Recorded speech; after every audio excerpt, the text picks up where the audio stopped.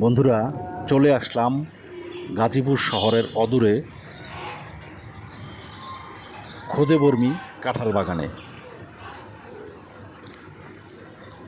কাঁঠাল বাংলাদেশের জাতীয় ফল। বাংলাদেশের জন্য সুখবর হচ্ছে চীন বাংলাদেশের কাঁঠাল এবং আম এই দুটো ফলকে পছন্দ করেছে। তাই আশা করা যায় এইবার বাংলাদেশ থেকে আম এবং কাঁঠাল রপ্তানি হবে।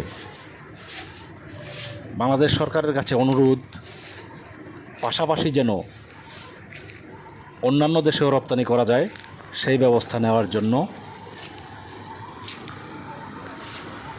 আর গাজীপুরের কাঁঠাল এমনিতেই সুস্বাদু।